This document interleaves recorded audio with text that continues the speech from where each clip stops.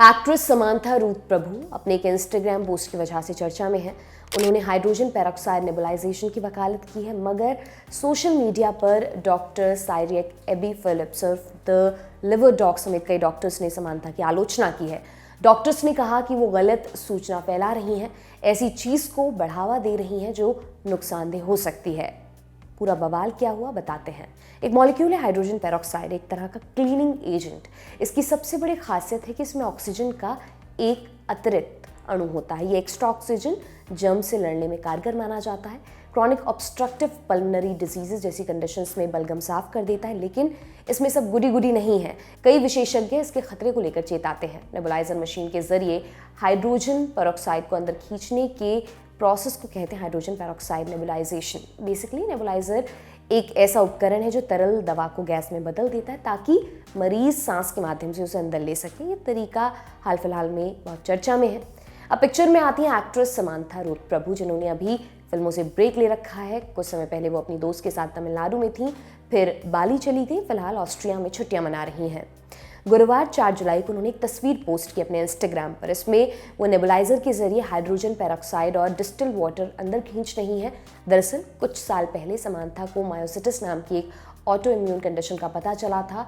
इसमें मसल्स कमज़ोर हो जाते हैं, थक जाते हैं, दुखते हैं। समांथा की सोशल मीडिया पोस्ट के मुताबिक ये प्रक्रिया चमत्कार है, इससे उनका सांस से जुड़ा इन्फेक्शन खत्म हो गया। लेकिन विवाद तब हुआ जब उन्होंने दुनिया को ये सलाह दे दी कि आम वायरल इन्फेक्शन के दौरान भी इसका इस्तेमाल किया जा सकता है। उनके इस पोस्ट पर लिवर, पेनक्रियाज, गॉल ब्लैडर के एक्सपर्ट डॉक्टर साइरियक एबी फिलिप्स ने स्वतः संज्ञान ले लिया। उन्होंने तो समांथा को स्वास्थ्य और विज्ञान के मामले में अनपढ़ करार दिया और गलत जानकारी फैलाने के लिए जेल भेजने तक की बात कह दी। लिखा, एक तर्क संगत और वैज्ञानिक तौर पर प्रगतिशील समाज में इन यानी कि समांथा पर सार्वजनिक स्वास्थ्य को खतरे में डालने का आरोप लगाया जाता, जुर्माना लगाया जाता या जेल भी हो सकती थी। उन्हें अपनी टीम में बेहतर सलाह देने वाले लोग चाहिए। क्या भारत का स्वास्थ्य मंत्रालय या कोई भी स्वास्थ्य नियामक संस्था सार्वजनिक स्वास्थ्य को खतरे में डालने वाले इन सोशल मीडिया इन्फ्लुएंजा पर कोई एक्शन लेगी या ऐसे ही मौन धरकर लोगों को मरने देंगे?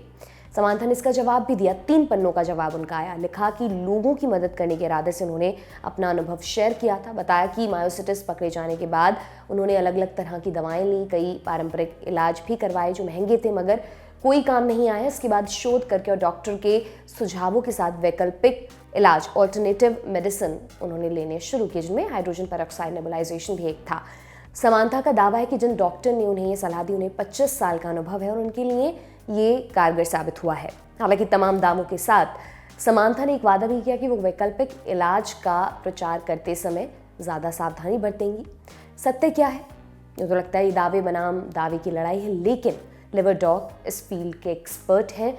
उन्होंने अपने अनुभव के आधार पर ही समांथा को घेरा है। ऐसे में सेकेंड ओपिनियन के लिए दी लंदन टॉप ने बात की गुरुग्राम के CK बिरला अस्पताल के क्रिटिकल केयर और पल्मोनोलॉजी के प्रमुख डॉक्टर कुलदीप कुमार ग्रोवर से। उन्होंने हमें बताया, सांस संबंधित कुछ बीमारियों में डॉक्टर्स की सलाह देते हैं, मगर ये बहुत कारगर नहीं है। साथ ही इसमें रिस्क रहता है, गले और नाक में तेज जलन हो सकती है, कुछ मरीजों को उल्टी भी हो जाती है। ऐसा कोई वैज्ञानिक सबूत नहीं है कि हाइड्रोजन पेरोक्साइड नेबुलाइजेशन को सांस संबंधित इन्फेक्शन से निपटने के लिए इस्तेमाल किया जाए।